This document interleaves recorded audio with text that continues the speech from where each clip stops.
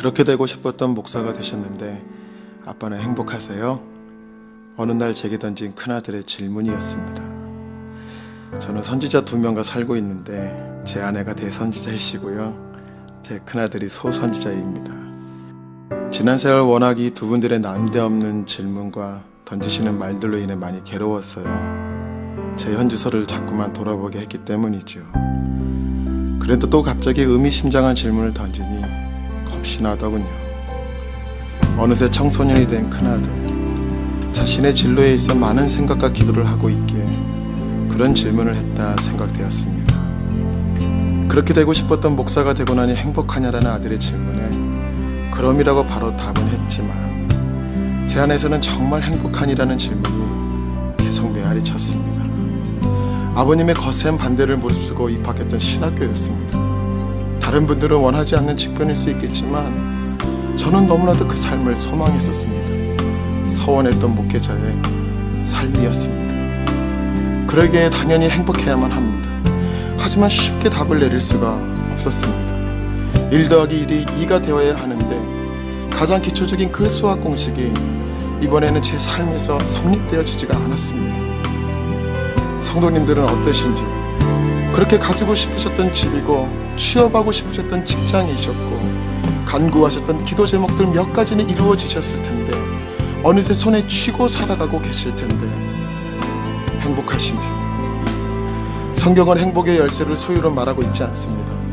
무엇이 되었다고 무엇을 가졌다고 해서 행복한 것이 아니라 행복한 무엇이 되어야 한다라고 말하고 있습니다.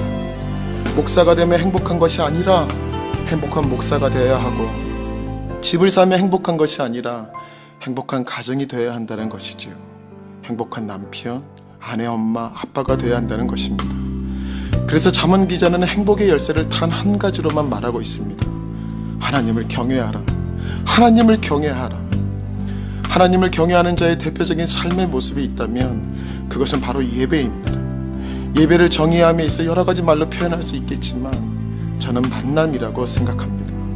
만남이란 한 집에 그저 같이 산다고 해서 성립되어지는 관계가 아닙니다. 한 상에서 같이 밥을 먹는다고 해서 성립될 수 있는 것도 아니지요. 허름한 장소라 할지라도, 단촐한 밥상이라 할지라도 왕이신 주님과 함께 있기에 왕의 집이 될 수 있고 왕의 밥상이 되는, 주님의 마음이 내 안에 있고 내 마음이 주님 안에 있는 바로 그러한 인격적 관계를 만남이라고 말합니다. 그러기에 예배란 상황이 좋으면 드려지고 환경이 어려우면 드려질 수 없는 것이 아니라 비록 힘들고 어려운 삶이라 할지라도 내 사랑하는 주님이기에, 내 사모하는 주님을 향해 더욱더 나아가는 것이 바로 예배인 것입니다. 그리 아니하실지라도 그럼에도 불구하고 외치며 구원의 기쁨을 표출하는 것, 그것이 바로 진정 하나님을 경외하는 자의 모습인 것입니다.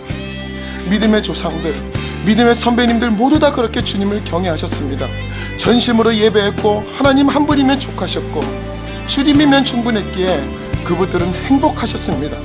그 행복은 세상이 줄 수 없었을 뿐더러 빼앗아 갈 수도 없는 하늘의 축복이었던 것입니다. 다윗의 고백처럼 그분들에게도 항상 그 고백이 가슴에 숨쉬고 있었습니다. 내가 여호와께 바라는 한 가지 일, 그것을 구하리니, 내가 여호와께 바라는 한 가지 일, 그것을 구하리니 곧 내가 내 평생에 여호와의 집에 살면서 여호와의 아름다움을 바라보며 그의 성전에서 사모하는 그것이라. 이러한 마음을 예수님께서는 요한복음 15장 5절을 통해 더 깊은 관계적 표현으로 우리에게 말씀해 주셨습니다. 나는 포도나무요 너희는 가지라. 나를 떠나지 말라고, 나를 따라 십자가를 함께 지고 가자라고 주님 말씀하셨습니다. 나아가 이 세상을 깨울 왕의 용사로 우리를 초청하셨습니다. 주님은 아버지이십니다. 다시 돌아오시기만 하면 됩니다. 너는 주님의 그 품에 안기시면 됩니다. 다시 주님과 새로운 관계, 예배를 시작하십시오.